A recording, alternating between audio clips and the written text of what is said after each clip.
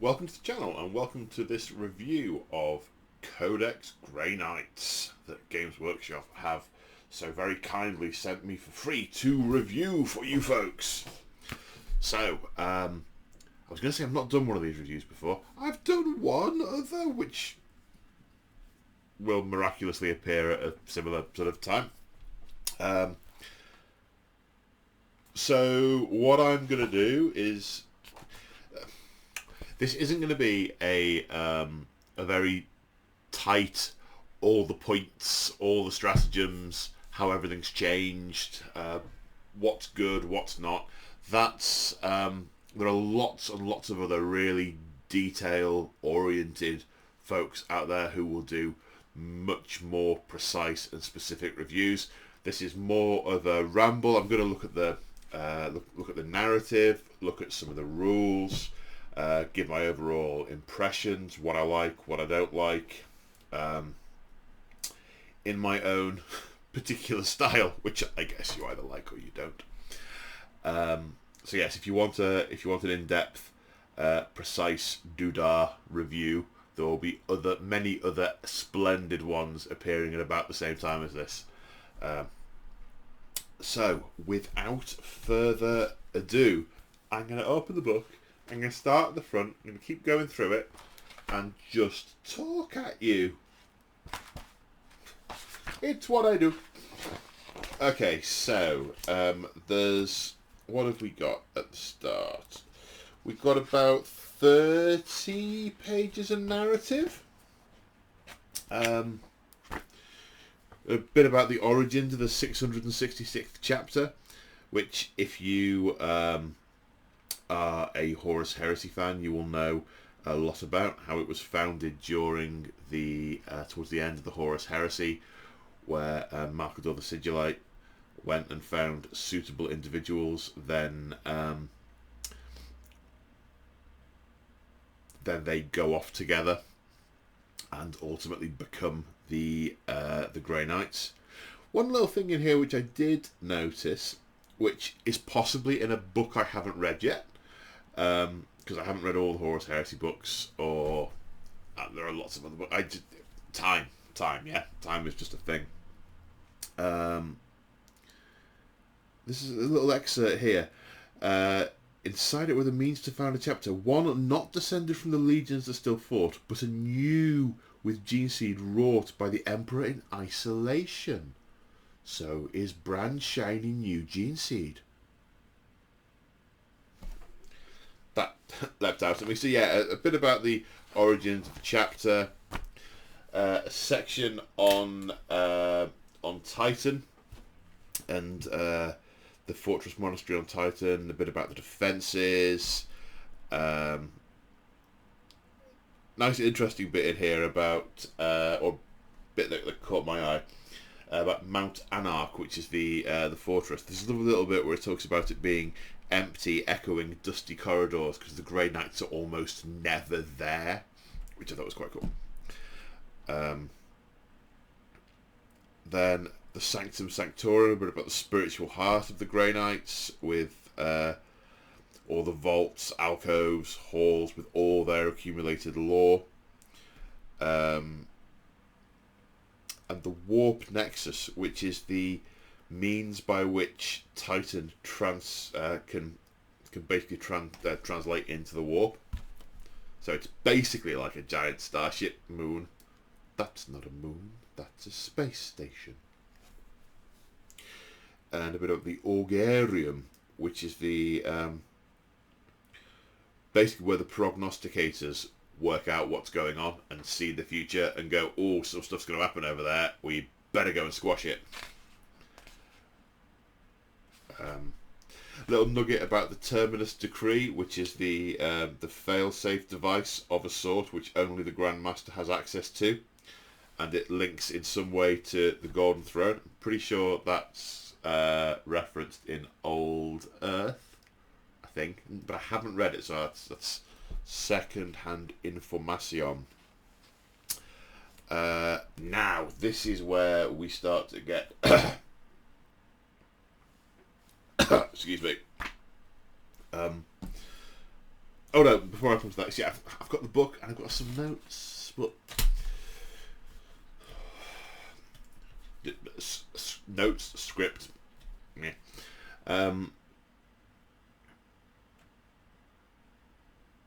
There's a very nice thing. Now, unfortunately, I wrote the notes yesterday and I've slept since then. Ah, yes, it talks about the Aegis, which is the basically how the Grey Knights protect from. No, it doesn't. I'm reading the wrong thing. Oh, this isn't going well, is it, guys? One thing that is very nice is where the when a Thousand Sun dies, that they their dream, their wish, their aspiration is to be returned to Titan and interred in the dead fields, where the warrior's body is ritually cleansed, and the 666 words of sanctity are inscribed upon his skin before he's laid to rest with honour and solemnity. I like that. That's nice. Another interesting bit, because in so when I went to a chapter organisation, and it obviously goes on about the fact that this is not a Codex chapter. It doesn't follow Gilliman's Codex. It's very different. They are their own thing.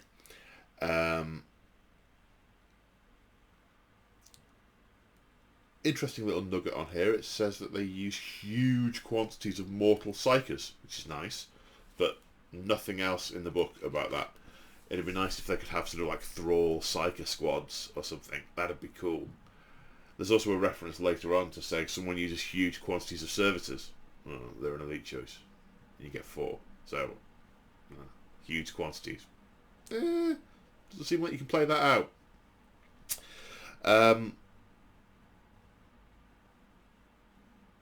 Perhaps the very first thing I should have said is the question about, have the Grey Knights been Primarisified? No, they have not. This book reads very much like an old school codex with, sort of Captain, Dreadnought, Rhino, Razorback, Land Raider. Kind of nostalgia going on. I feel kind of nostalgic reading it.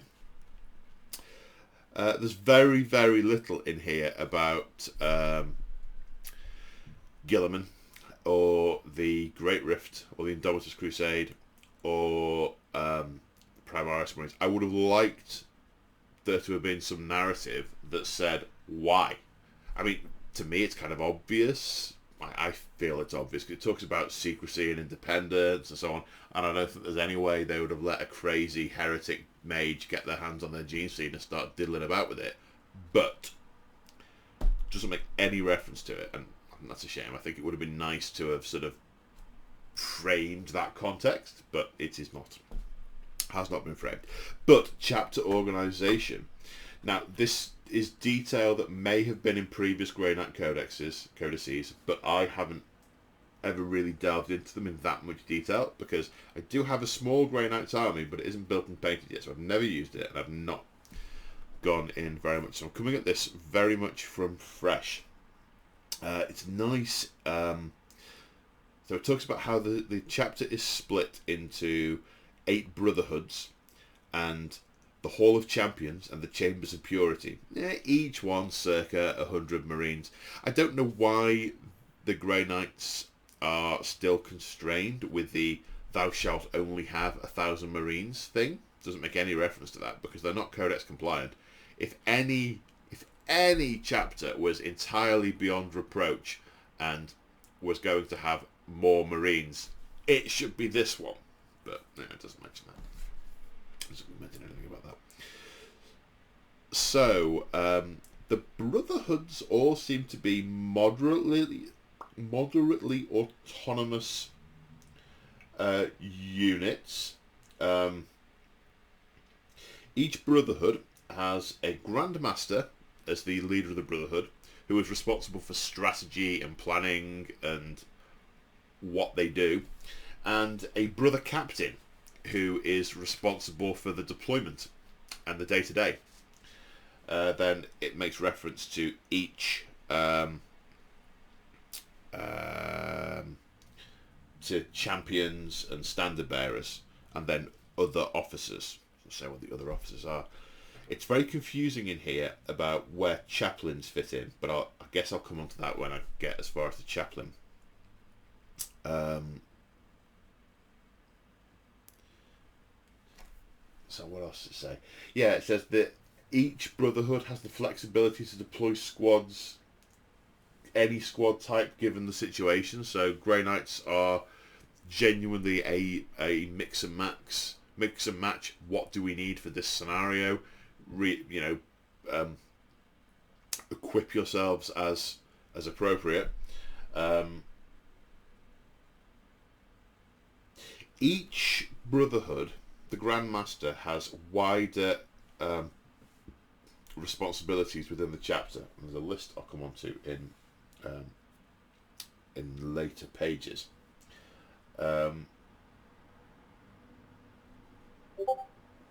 It talks about these two other chambers, the Hall of Champions and the Chambers of Purity. So the Hall of Champions are basically like, they're akin to the traditional first company of normal Marine chapter. So it's basically got the veterans, the Paladins, who are uber more spiritual and more spellcasty and more fighty. So basically they're veterans. And that's where the venerable dreadnoughts go. Just nice. It's nice. And they get used on individual deployments. They don't tend to go out en masse. They tend to go, we could really do with some paladins. And the Grandmaster of the Paladins goes, oh, alright, have a squad. I paraphrase, but it kind of boils down to that. The Chamber of Purity. Now, there's a bit of a narrative paradox here. It goes on about how there's... and I forgive the detail not being quite right, because, I mean, I could read the entire passage out, but I'm not going to do that. The Chamber of Purity are the purest of pure Thousand Sons, even within a group who are all immaculately pure and uncorruptible. These ones are the next level, pure and uncorruptible, and they guard excuse me, they guard an evil that lurks at the centre of Titan, and it gives suggestions as to what that evil might be, but it doesn't actually say. The implication being that whilst they were in the warp, something got past Malkador's wardings, and there is something evil at the heart of Titan. And the the Purifiers, the Chamber of Purity, who number roughly 50, give or take, are the ones who guard that central chamber. Only Grandmasters are able to approach it without permission, and anyone who tries to go in there, the Purifiers just kill them, just outright. They have got the ultimate right of sanction.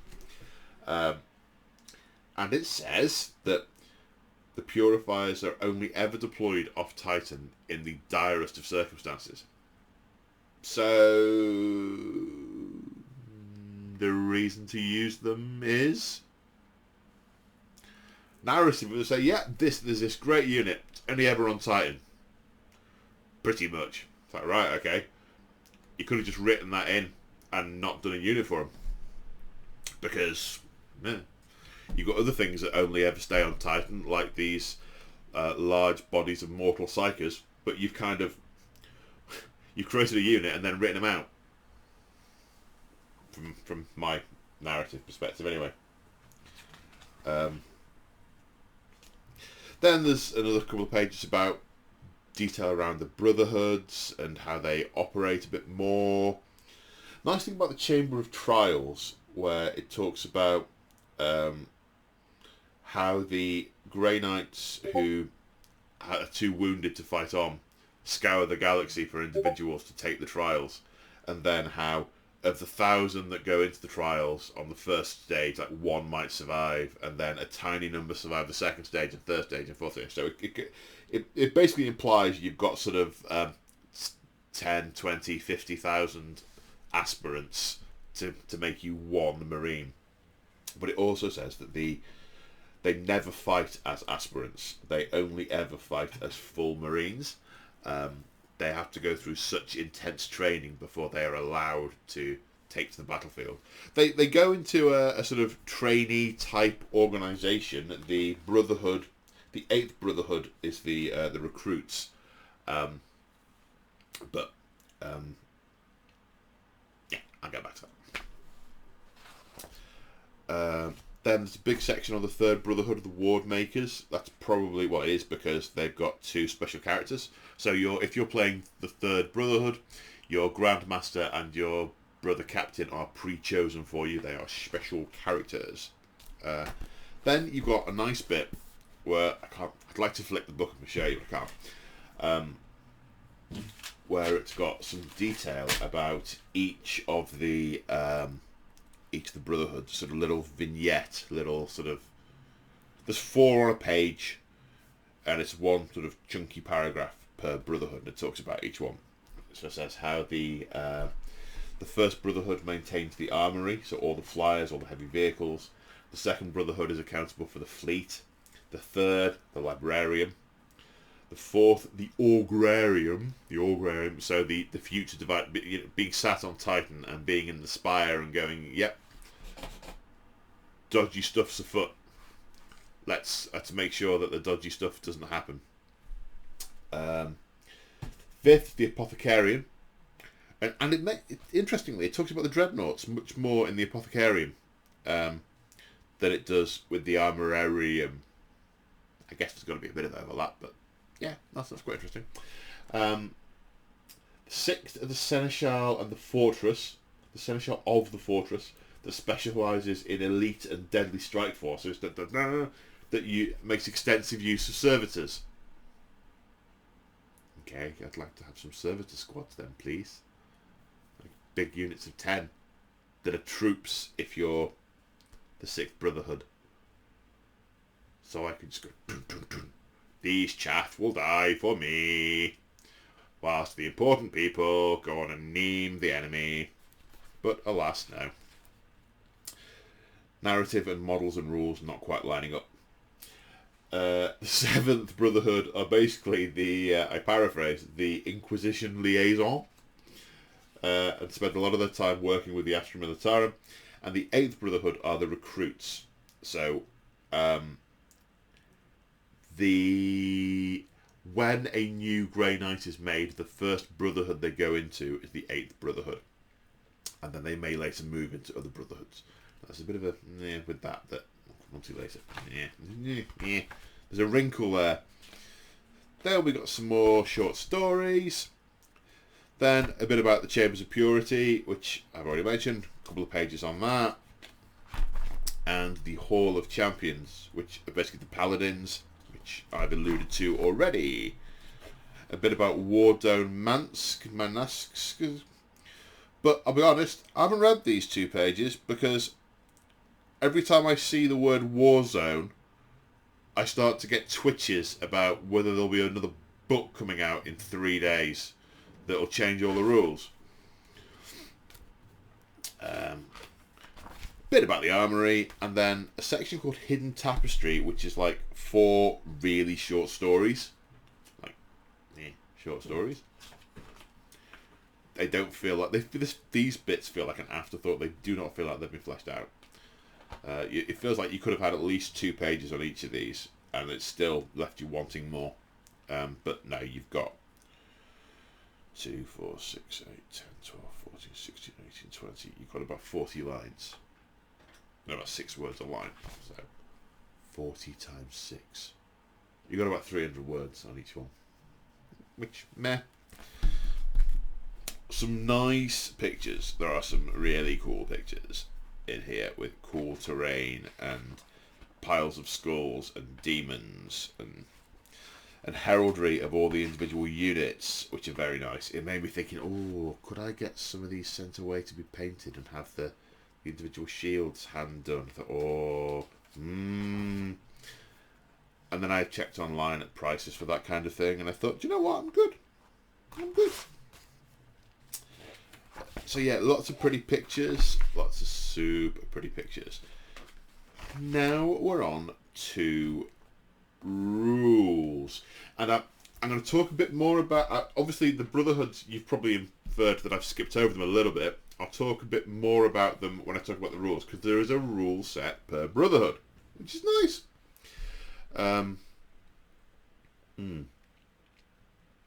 The first thing I want to mention is, I mean, this is the bit that niggles me, and you'll probably infer this as I go through. It's a very well written codex, I think. There's lots of very, very useful, very effective stuff. These guys make really, really strong psychers.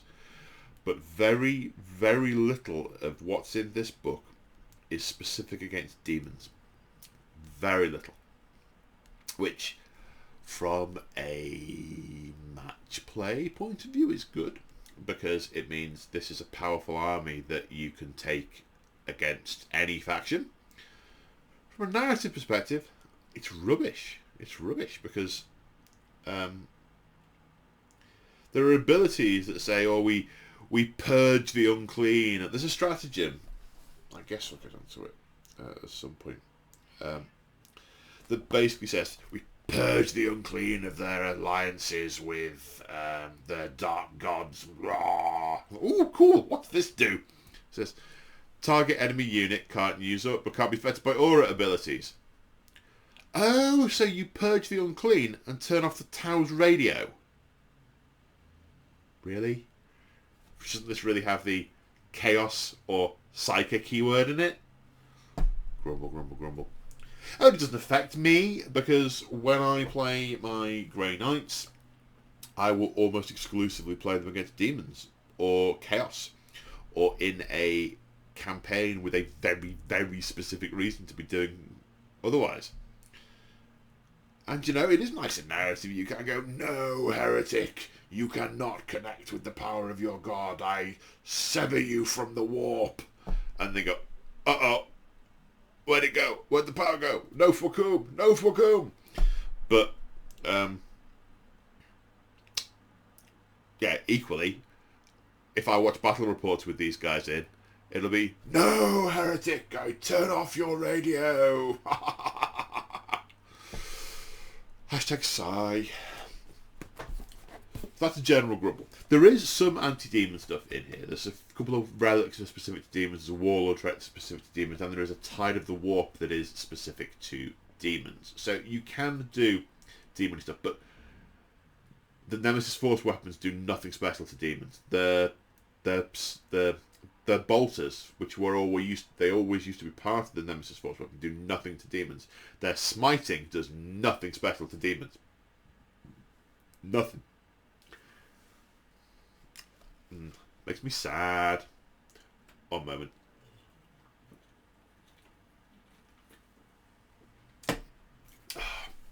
Disclaimer, there may be bits in here I haven't noticed. I don't think so. I've gone more or less cover to cover, but the verbiage that surrounds so many of these rules really, I may have missed stuff. Yeah. So, Detachment Abilities. You can include a maximum of one Grandmaster and one Brother Captain in each detachment. Each Grandmaster and Brother Captain in your army must be from different Brotherhoods. Nice. So that's kind of making match play armies feel a bit more narrative. There's a lot of that in Ninth. It's ironic. It's the competitive edition that wants to be as narrative as possible, which is a thing. It's yeah, okay. I have one of my few games against Grey Knights. My opponent brought two Grandmasters, and I grumbled to myself, I didn't grumble to him. I grumbled to myself. The Aegis, this is nice, is a universal special rule for the Grey Knights. Basically they can shrug mortal wounds on a 5+. So whether it be spells or explosions, I guess if it's like an explosion, they sort of stop the shrapnel in midair with like a kind shield type thing. And if the unit is a Psyker, which basically all the units that aren't vehicles are Psykers. The Dreadnoughts are Psykers, but back in the day, you used to have like Psychic Pilot. That's no longer a thing. I don't know how long it has not been a thing for, but it is not a thing. If the unit's a Psyker, add 1 to deny the witch tests. This army is very denial heavy, which is nice. I like that. You're going up against demons. You should be able to go, no. Should you be able to do that if you're going up against Eldari?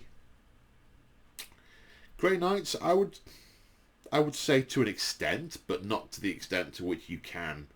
I mean, they're all Psykers, so any Psyker army should do well against another Psyker army, but you'd want them to do specifically very well against demons. Anyway, I digress. Warlord Traits. So Brotherhood of Psykers is the Brotherhood keyword. So the 8 Brotherhoods are a thing. And there is a page for each Brotherhood. And there's a stratagem, a psychic power, and a warlord trait. And I have to say, going through them, I think they all link in pretty nicely with the themes of each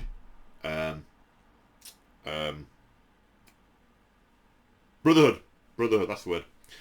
So, for example, the Sword Bearers. These are the ones... So, not for example, I'm going to go through them all. So, first Brotherhood, Sword Bearers. They are responsible for the armory. So, the stratagem, I don't think makes any particular sense. It's not bad, but it doesn't. This one doesn't sort of scream Armorium to me. Marked for Death, 2 CP. Pick a unit within 12 inches, and then all Sword Bearers get +1 to hit against them. Yeah, okay. Psychic Power. So the Brotherhood Psychic Power, every Brotherhood unit knows it. Empiric Lodestone.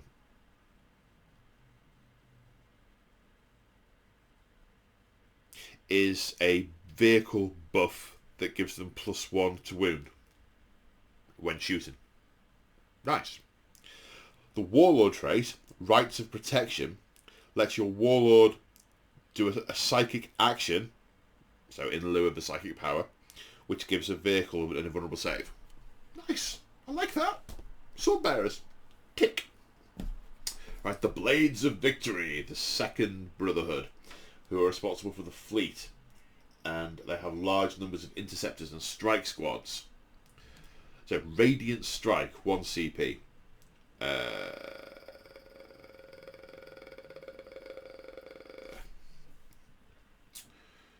Core infantry unit that's within engagement range of... It's like one enemy unit within engagement range of that Blades of Victory unit. So you must have been in combat with them in the previous turn. So you're already engaged. Roll 1d6 for each model in your unit, in your Grey Knight unit, that's within engagement range. For each dice result that equal or exceeds the enemy's toughness, it suffers 1 mortal wound. So this is a sort of boom, big sort of shockwavy kind of thing. Psychic fire rims the armour and blades of the Second Brotherhood's warriors as they charge the foe, fanned by their battle fury. Nice. It's nice. I like it. The Psychic Power is a blessing, and it's reroll charge rolls. With the large numbers of interceptors and strike squads. Oh, now, is it intercept? Now, this is an interesting thing. Sorry, jumping about the place a little bit. Let me find Interceptors. No, that was something I misread yesterday. That's good. It's good that that doesn't exist. It would be wrong. And the Warlord trait is it's a move before the game starts kind of thing for units, for a unit. Yeah, fast, deployment-y, nice. Third Brotherhood, the Ward Makers, the Librarian. Okay, so they're Stratagem, Masters of the Word. Senior adepts of the Ward Makers can plumb deep wells of empiric knowledge and even pool their talents across space and time, ensuring no foe is beyond them. This is like a Chaos Familiar. You can swap out a psychic power. It's like, yeah, I need to know this other one right now. The switch. The psychic power, Projection of Purity.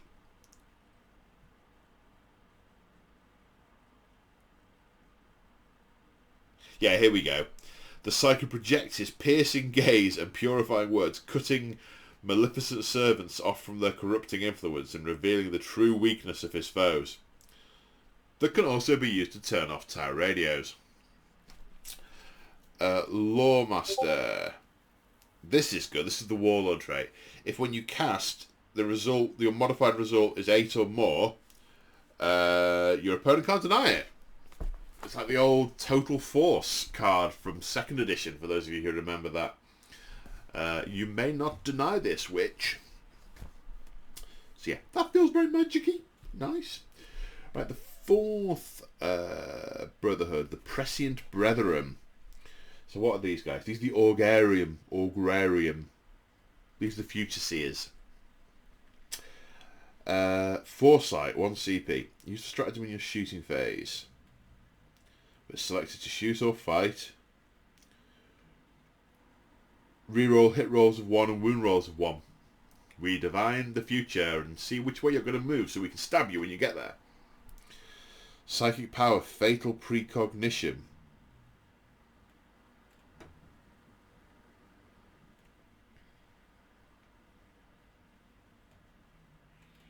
Oh wow! Oh, this made my eyes pop out yesterday. It's a malediction. You cast on an enemy unit within 12 inches. Every time it moves, advances, falls back or charges, roll a d6. On a 4 to 5, it suffers d3 mortal wounds, and a 6 it suffers 3 mortal wounds. A unit may only be selected for this psychic power once per phase. Yeah, okay, that makes sense. So the Psyker fills his enemies' minds with horrific premonitions, setting up loops of mental trepidation. Those who force themselves to forge onwards suffer massive cranial hemorrhages, and the fear of future warnings get with their will control of their mind. Oh. The Warlord trait is Divination. This is a psychic action that gains you CP. Yeah, kind of fits with the Augmarian. Alright, 5th Brotherhood. Now this interests me. This does interest me. The 5th Brotherhood, the Apothecarium, the Preservers. So the 1 CP is a before the battle CP. You can use it on a Dreadnought. It increases the move characteristic of the Dreadnought to 8. You can reroll charges for the Dreadnought, and it increases the damage of the melee weapons. You can use it once for battle unless you're playing more than 2,000 points, in which case you can use it twice. Nice. Dreadnought pimpage. Psychic power, Aegis Eternal.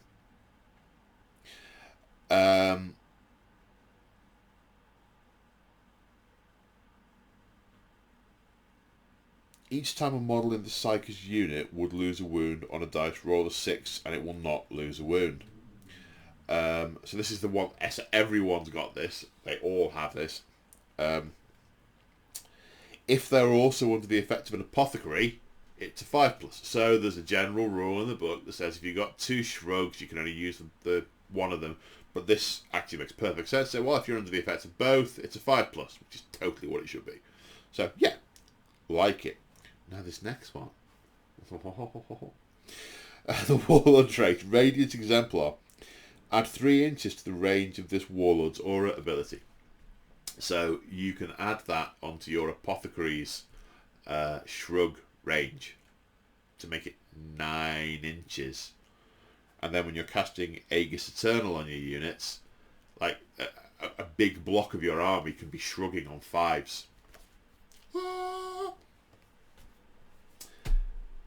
Now, I know some of you are thinking, yeah, but you can't cast the same spell more than once. There are things in here that let you cast the same psychic power more than once.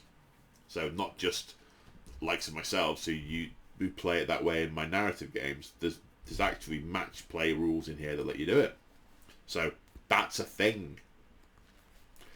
Like I said, I'm sure a really, a competitive player, someone who's used to looking for the combinations, will find there's a ton of stuff to mine in this book. They're not leaping out at me, but I can tell that they're here.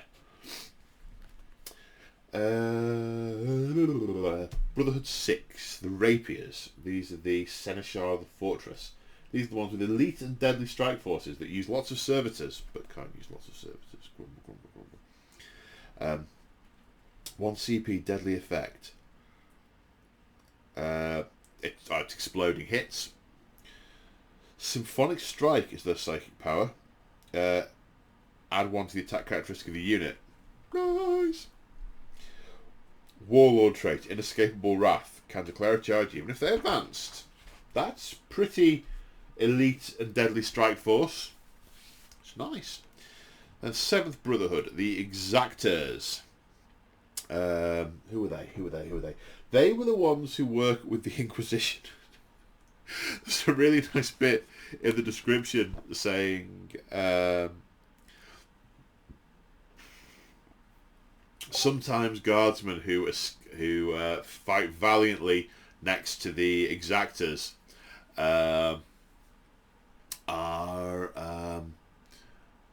they escape the purges of the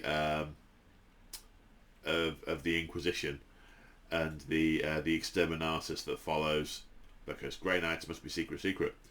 And it says, the ones who fought valiantly and demonstrated loyalty to the Emperor may continue their existence as lobotomized servitors in service to the Grey Knights.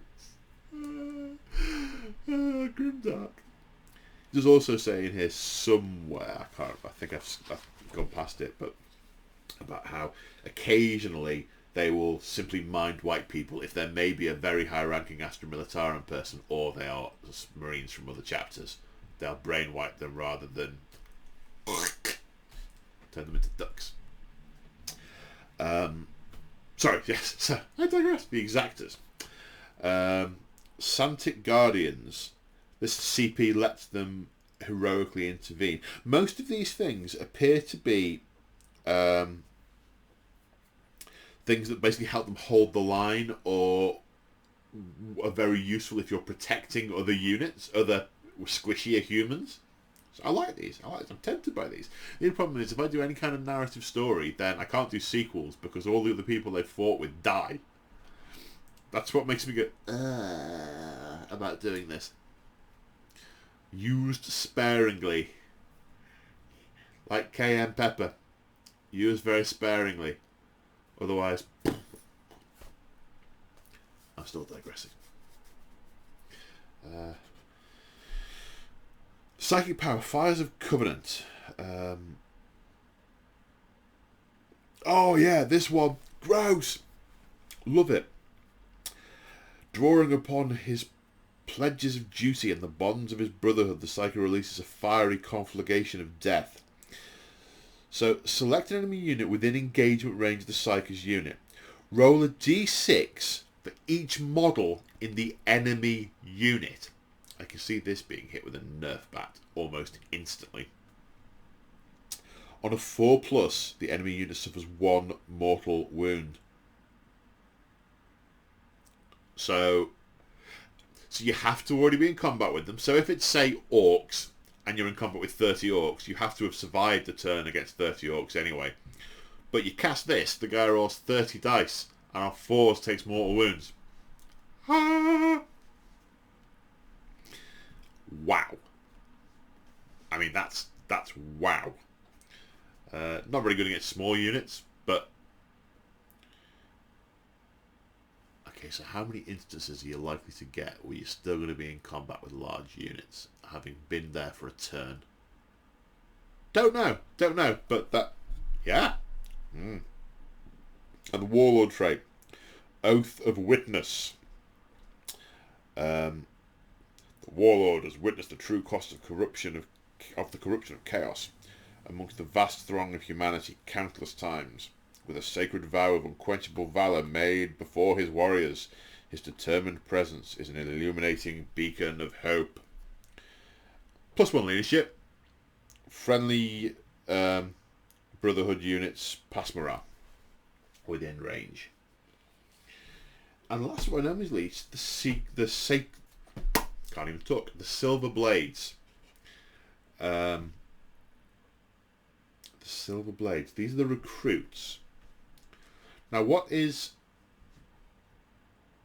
talks about new Grey Knights starting this Brotherhood, and then may move on to other Brotherhoods. But the problem I have with that is, why would they then forget the psychic power that they acquired whilst they were in the Silver Blades? Temporal accuracy.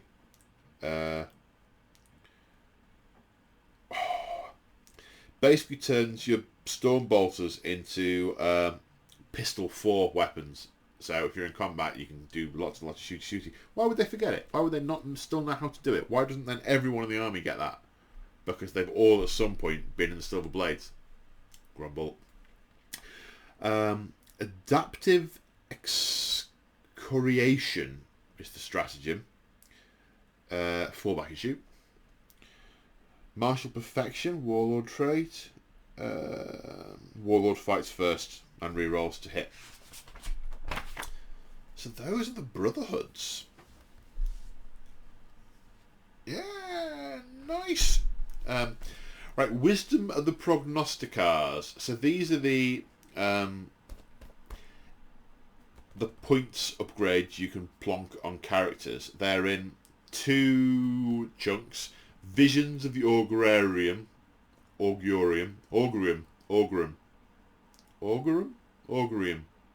Visions. And Gifts of the Prescient. They pretty much all give you use once per battle activities. Once per battle. No, some of the gifts are just general, but most, on the whole, they're mostly once per battle. So just a couple of examples. Once per battle, at the end of your opponent's charge phase, you can select one friendly Grey Knight's core unit with 12 inches model. That model can perform heroic interventions as if it were a character. Nice. Heroism's Favour. That's the vision. The Omen of Incursion. Once per battle, at the end of your opponent's reinforcement step, you shoot them. There's obviously a lot more words. This is 9th edition, but that's the gist. That's a couple of the visions. The gifts. Now, 2 of these are demon specific, so obviously I'm going to focus on those. True Name Shard. Once per battle at the start of the fight phase, you can select one enemy demon within 6 inches of the bearer. It's not eligible to fight until after all eligible units have done so. So you just say, "Stop, Bob!" And Bob goes, "How do you know my name?" And then you stab him. Deluminator of Majesty. When you give a model this gift, select one bolt weapon that their model's equipped with. Once per battle, when the bearer shoots with this weapon, you can choose for it to fire a bolt from this instead. You can choose for them to fire a magic bolt. If you do, you only fire once, but if you score a hit against a demon, it loses any aura abilities. That's quite nice. Ah, Lord of Change. Off. Demon characters all have 2 aura abilities as a base. In the 8th Ed Codex, they probably will gain There's lots of auras in this book. There's lots of psychic actions in this book, far more. And there are in the Thousand Suns book as well. They're obviously.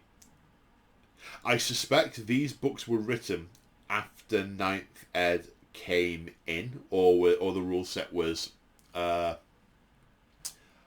of nailed down. Often with a new edition of 40k, the early books, they haven't quite got into their stride with the new rule set because they were done at the beginning, but now they're sort of getting into it. They seem to be making a lot more with psychic actions in these two books. Maybe it's just because they're two of the most psychic books. Wonder what they do with Eldar. Keep saying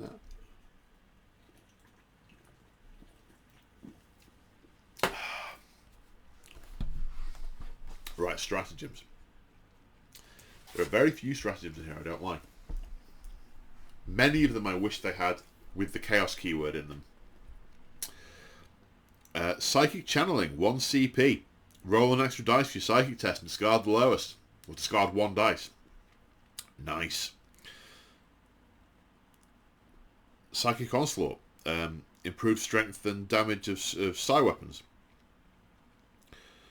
Steel heart is a Terminator one. +1 to attack rolls in melee. Death from the warp. +1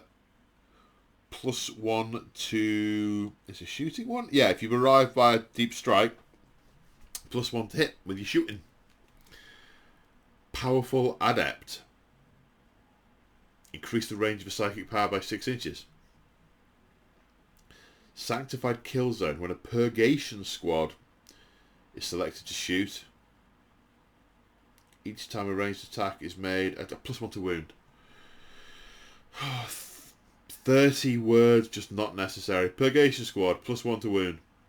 What they did in the rule book, I really liked. They had all the really wordy bits, which are to make it really tight for competitive play. Happy with that. And then they've got the little summary underneath that just says, this means +1 to wound for this unit. I wish they did that in the codices as well, so I don't have to go through all the verbiage to try and work out what on earth it is talking about. And then if I'm confused by it, I can go back and look at the verbiage. Sorry, I'm ranting a little bit now, aren't I? Okay, so they were all the battle tactic ones. Now the epic deeds. Final justice. Oh, that's you die, you fight back. Shadow of the Undying Legions. Ah, this is a Dreadnought one. This is Ritual of the Ancients. Wisdom of the Ancients, but with a different name. Purity of the Machine Spirit. Power of the Machine Spirit. Empiric Declaration. Oh, this is... Your chaplain can automatically use a speaky, talky, inspiry thing. Then there's the one for the Apothecary picking up a dead model. Psychic Locus. Use the stratagem to start your psychic phase. Select one brother captain model from your army. Until the end of that phase, the model gains this ability, Psychic Locus Aura. While a friendly Brotherhood psychic unit is within 6 inches of the model, add 1 to psychic tests. Ooh. And if he's one of the Apothecarium guys, who you can increase the range of his aura, +1 to all your psychic test. Nice. I like that. I like that sort of draw upon my power, brothers. Finest Hour. Add 3 inches to the range of a character's aura abilities to a maximum of 12 inches. So you put that on your Apothecarium. Okay, so everyone within 12 inches is now going to shrug on 5s. Or 6s, but... I may have to do that. Because that's cool. Thunderous Stride. Dread Knight does mortal wounds when it charges. Armory of Titan, extra relic. Exemplar of the Silvered Host. Now there's a lot of verbiage for this one, and Shield of Humanity, and Endowment in Extremis. But basically, one of them is give a character a Warlord trait. One of them is give a Sergeant a relic. But there's another one that is give your Warlord a second Warlord trait. I like that. That's cool. Okay, this guy is immensely powerful. Right, strategic ploy stratagems. We're on page 2 now. We've got 4 pages of stratagems. Mental focus can manifest 1 more psychic power than normal. Fight on the move, fall back and shoot, and charge. Haloed in Soulfire.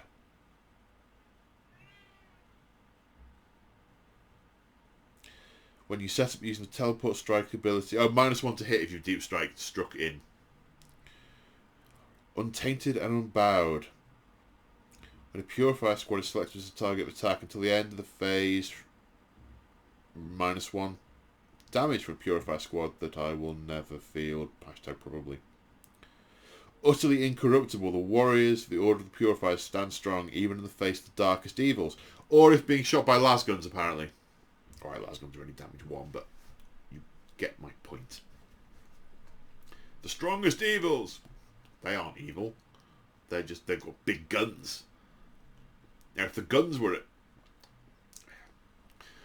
Silence bombardment launched from their orbital strike cruisers. D3 immortal wounds. A blinding column of energy lances down from the heavens, burning flesh to ash and reducing metal to heaps of molten slag. D3 immortal wounds. The need to know. Oh, this is swapping your secondary objectives around. Alloy of Disciplines. This is Paladins can swap their psychic powers around. Martial Presence.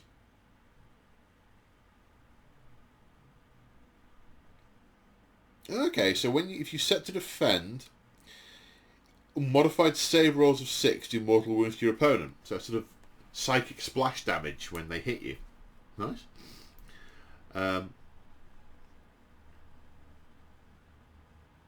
Steely Advance counters having stayed still.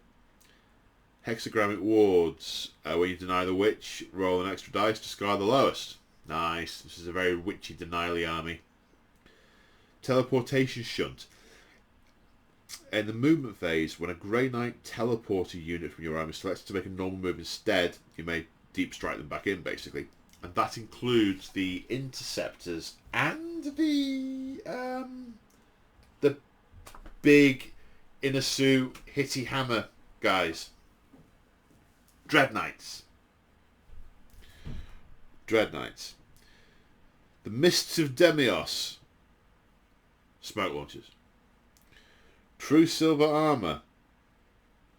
So this is interesting. This is basically what's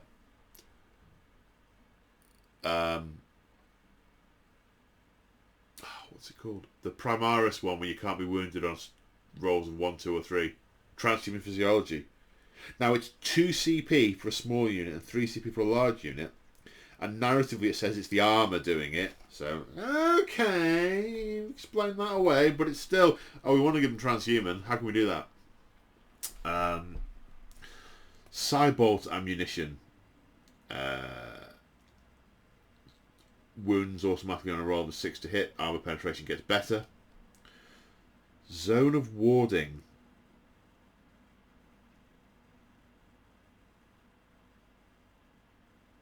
Yeah, this is nice. So, if a Grey Knight unit, you can use this on a Grey Knight unit if one of the models has got a Nemesis warding staff, and the unit gets a 5+ invulnerable save, which is nice. Terminators go to 4+ invulnerable save, so I like that they explicitly call out that 2 invulnerable saves actually make for 1 better invulnerable save. Nice, because it obviously should. Psychic Grenades. Damage to Psychic. Well, makes a Psychic take a Perils of the Warp test. No, makes a Psychic suffer Perils of the Warp. Frag Assault Launchers.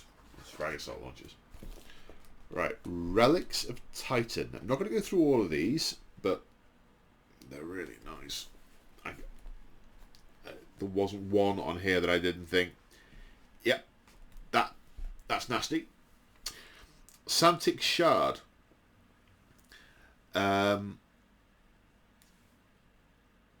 If you deny the witch on a modified roll of 8+, the deny the witch is passed. It's just passed. So, oh, you rolled a 13, did you? Right, yeah, A+. Yeah, it's not happening. They're very witchy denial-y, this army. Where are the demon-specific ones? You've really got to hunt for them.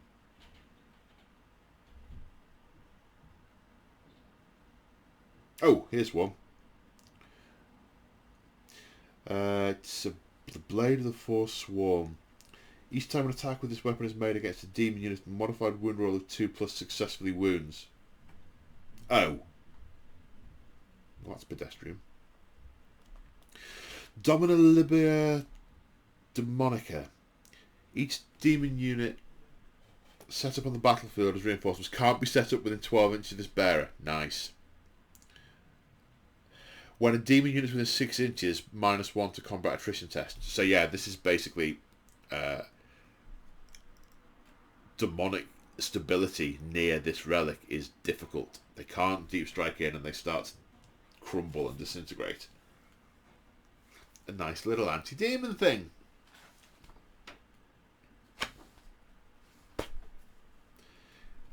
Yeah, not very. Not much anti-demon stuff. So then there's the two.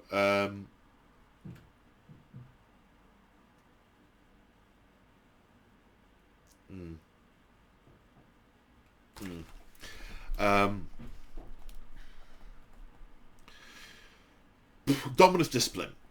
So I did a lot of flicking through here yesterday to try and work out realistically what the two disciplines represent. Most of the characters have got the Dominus Discipline, and most of the units have got the Sanctic Discipline.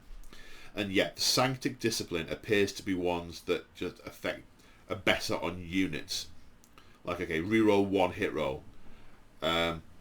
Enemies don't receive cover against ranged attacks. You want that on your squads that shoot, not on your captain that's got 4 shots. So Gates of Infinity from the Dominus Discipline is like a deep strike. Empiric Amplification. Add 1 to damage characteristics of Nemesis or Psi weapons. Nice. Uber. Whack. Sanctuary is an invulnerable save. Vortex of Doom is a massive mortal wound output doodah. Psychic tears a rift between real space and the warp, condemning his foes to total oblivion. Ouch. Warp Shaping lets you change the current tide of the warp. We'll come on to tides of the warp in a minute. I say in a minute, we've been going like an hour. And we're about halfway through. Well, let's be fair, most of the way through. Nah, but some of the way through. We're still going. Ghostly Bonds. Halve the opponent's movement characteristic. That feels a bit sort of like thrown in. All those other ones make good sense. They sort of feel like this one. It's like, tying your feet together with magic. Sanctic Discipline. There's a special rule that applies to this discipline, Psychic Confluence, and it basically says you can cast these powers more than once per turn, but the cost goes up like Smite. Now, many of the units have predetermined ones of these. Some can just pick whichever ones they want. Astral Aim is the one that ignores your opponent's cover. Purge Soul is a compare to your leadership and do mortal wounds. Hammer Hand is reroll wound rolls. Purifying Flame is mortal wound output. Armor Resilience is add 1 to your saving throws. And Ethereal Castigation is shoot as if it were your shooting phase and then make a normal move, but you cannot then move, advance, charge or shoot this turn. Now, it's the Interceptors who get Ethereal Castigation. So basically, you can, with this spell, you can move them 12 inches, shoot, then move them 12 inches. So you move in your movement phase 12 inches, then you cast a spell and you shoot and then move. So it's get close enough, do the shooting, get out of dodge. Kind of like that. It's kind of cool. Right. Litanies of Purity. So these are the Grey Knight Priests. Everyone knows the Litany of Expulsion, which is reroll to hit. Then some of these replicate ones that are in the Space Marine books. I'm not going to go through all of them, but this one really caught my eye. Refrain of Convergence. The chaplain recites the Grey Knight's words of sanctity, his voice rising to a crescendo as he fights to cast down the malign sorcery of the enemy. If this litany is inspiring, select one unit of the 6 inch of the priest. The unit and the models it contains stop being affected by any psychic powers that had been affecting it and had been manifested by an enemy unit. To the start of the next command phase, the unit and models it contains are not affected by any psychic powers manifested by the enemy unit. That does not feel like something that a priest says, "Be brave, brothers," and then all of a sudden psychic powers stop working. That kind of thing feels very fitting for the Grey Knights, but not as a litany. Not as... I don't even know why these guys have chaplains. I don't see... Because chaplains are there to guard over the spiritual well-being of a chapter. If there's any chapter that doesn't need its spiritual well-being guarded over by a chaplain, it's the Grey Knights. I don't get why it's here. It doesn't make any sense to me. And I don't like the fact that some of these abilities, they aren't the sort of inspirational force them to sort of fight on. That is clearly a psychic. That's the psychic power, I dismiss it, rather than just me saying, "Oh, don't be affected by that, mate. It's nasty." And you go, "Oh, all right, good idea." "Oh, you don't want me to be affected by this thing?" "Oh, okay. I will no longer be affected by the curse of the leper. Thank you. Thank you for pointing it out." No. If that had been a psychic power or an ability or something from a librarian or anything other than just inspiring words, I'd go, yeah, that's great. Because we nullify, we cast down your evil magics. Of course, it doesn't just affect chaos magic. That affects, like, Eldar sorcery and Orc sorcery that isn't even connected. Don't get me started. So you may be getting the impression that that's my grumble, but I don't like the way that the chaplain has what really do feel like psychic powers that are just based on him being an inspiring orator. Don't like that.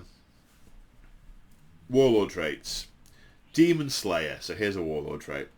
Extra attacks, and the demon can't take invulnerable saves. So okay, you can make a Warlord a chunky demon killer. But it's still just your Warlord. Or just someone with that Warlord trait. It's not like it's... Yeah. It's nice. It is nice. Hammer of Righteousness. Heroically intervene and get +1 to attack. Unyielding Anvil. Objective secured bubble. It's fairly standard stuff for Warlord traits on the general list. Right, so now there's a page on secondary objectives and then crusade rules. I'm not going through either of those because they're not my thing. Now, so general bits and bobs.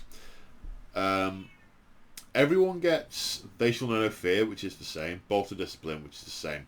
Combat Squads, which I think is a little bit different to what it says in the Marine Codex now. If it contains the maximum number of models, it must be split into 2 units containing as equal number of models as possible. I don't think it's worded like that in the Space Marine Codex. I think it gives you more, let's call it flexibility. And then Teleport Strike. Deep Strike. Then Masters of the Warp. Barring things like servitors that shouldn't get it, every unit in the Grey Knights Codex has one of these, is affected by one of these tides of the warp. And there are things you can do during the game to change them. But it's basically a army-wide buff. Now the one that, this is how they've worked the you can actually do some nasty stuff to demons thing in here. Because one of the tides of the warp, the Tide of Banishment, which is an aura of banishment, -2 leadership to all demons within 6 inches. So this is going to nerf demons. And every time you're attacking a demon unit, reroll 1 to hit and reroll 1s to wound. So you absolutely can turn up the fight on demons specifically. So I do like that.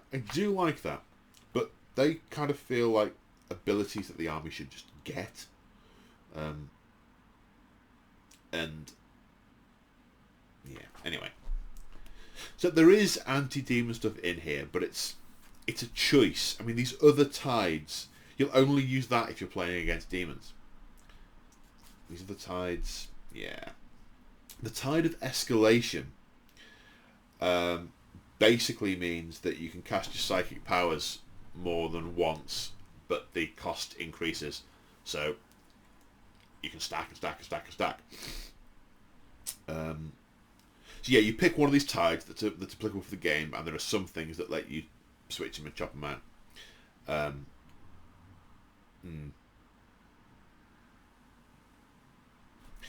The Tide of Shadows, you always count as being in light cover if you're more than 12 inches away. If you're in light cover, you count as being in dense cover. So, nice. Tide of Celerity. Every time you advance or charge, any roll of a 1, 2 or 3, you treat as a 3. So any roll of a 1 or 2, you treat as a 3. So you're super movie. And then the Tide of Convergence adds 6 inches to the range of psi weapons.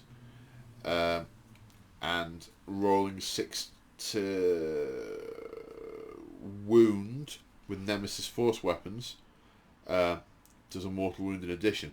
So these are all nice. They're all useful.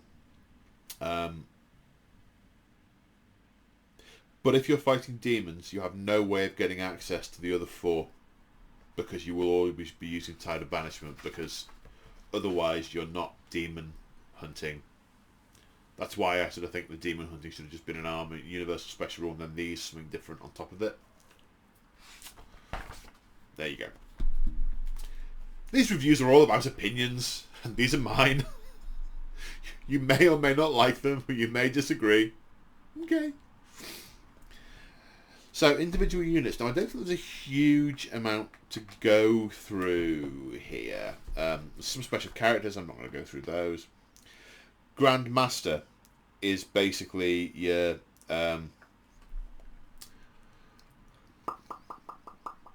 captain equivalent in Space Marines. So your aura reroll is hits of 1. Nemesis Force weapons, they all appear to have a basic damage of 2, but they do nothing special to demons or to anything with the demon keyword, which I think is a shame. There also aren't any stratagems for that, or yeah, that's a shame, because that's what they're for.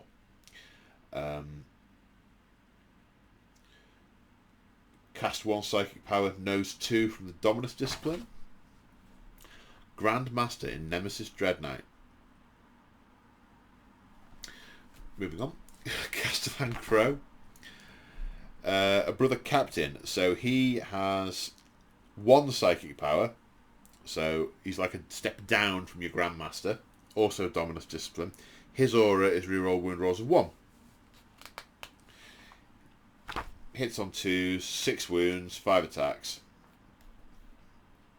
Brotherhood Champion. 1 psychic power from Dominus. He's like a step down. He's your can heroically intervene against characters and does rerolls against characters. He's your sort of what's it called? Master of Executions. He's the chaos equivalent of that. Brotherhood Librarian. With his psychic hood, adding 1 to deny the witch means that he's adding 2 to deny the witch, but any friendly unit within 12 inches is adding 2 to deny the witch tests, which is nice. This army really will just stop psychers in their tracks, unless psychers also happen to have lots of things that let them push through things like this, not glancing at the Thousand Suns Codex at all.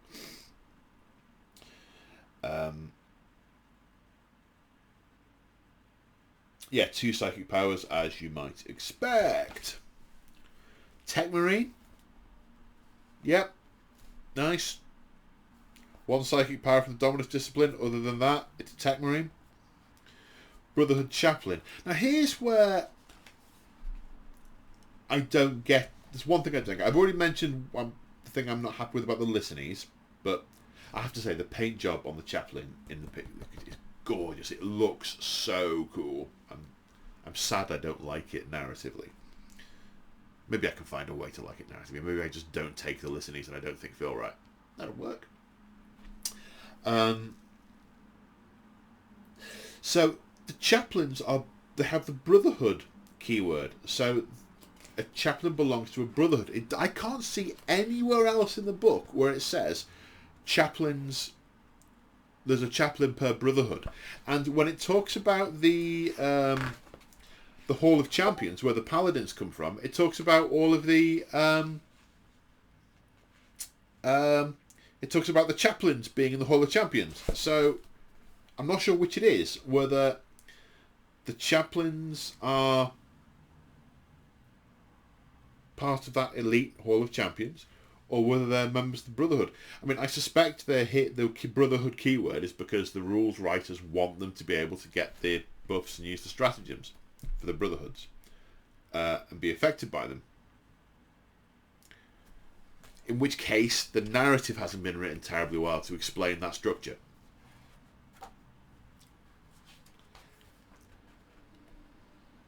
I am getting awfully grumpy about this.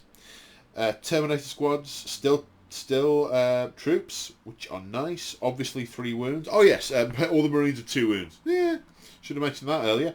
Terminator Squads. Yeah, they're 3 wounds.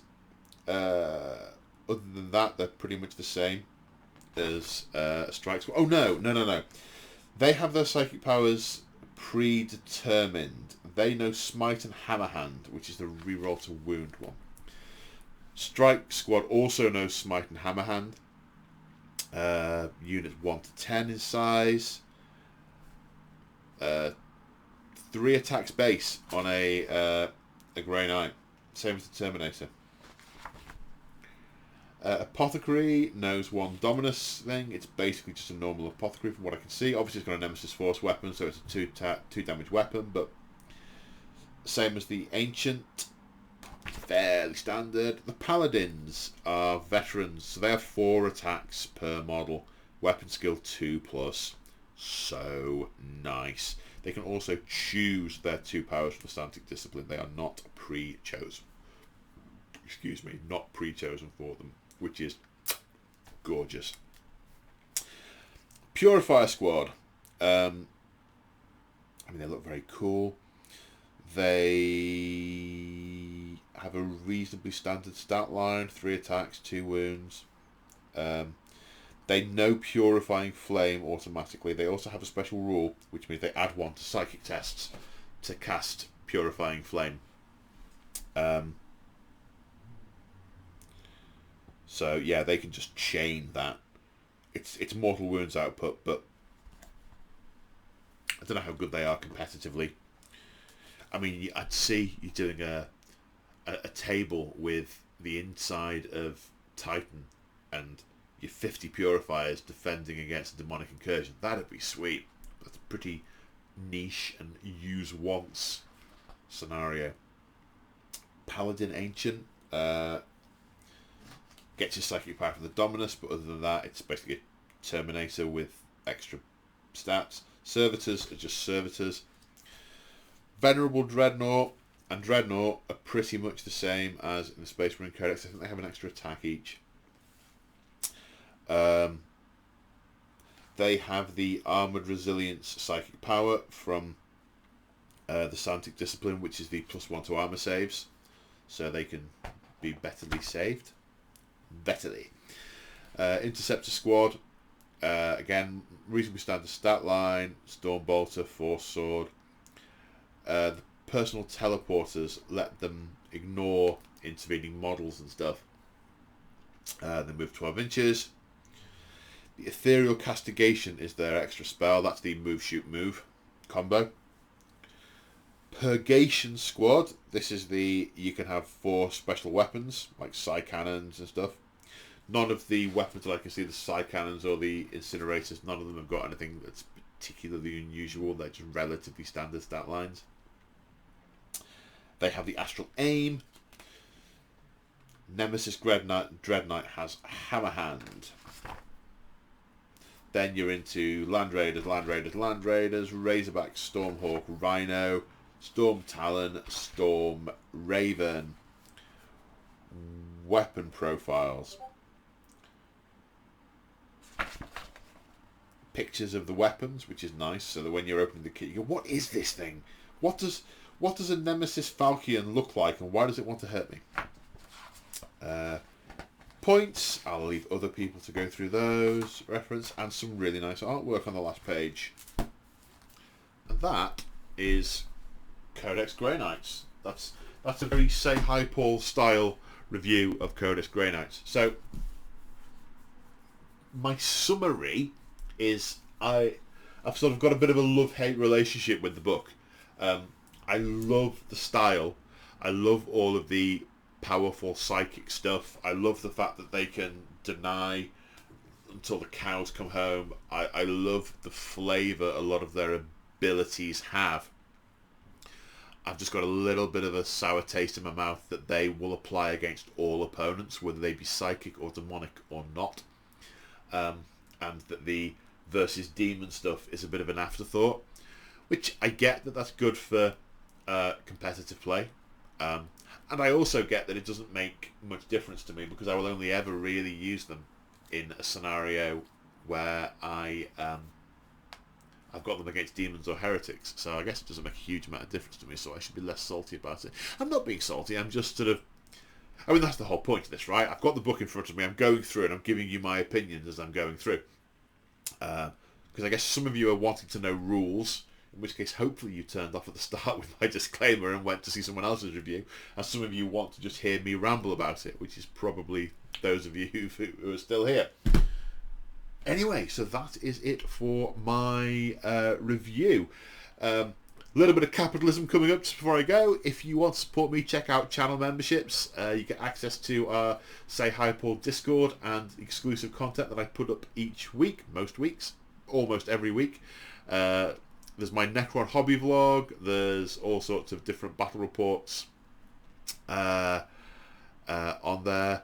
If you shop at Element Games and you don't already have a extra crystals code you use or an affiliate code that you support someone else with, check out the link below and the code in the description if you want extra crystals, which are store credit from Element Games. And with that, I will say thank you for those of you who are still watching. Hope that was hope you enjoyed that or not. No, I don't hope you didn't enjoy that. I hope you enjoyed that, and if not, and I will see you in the next one. Bye for now.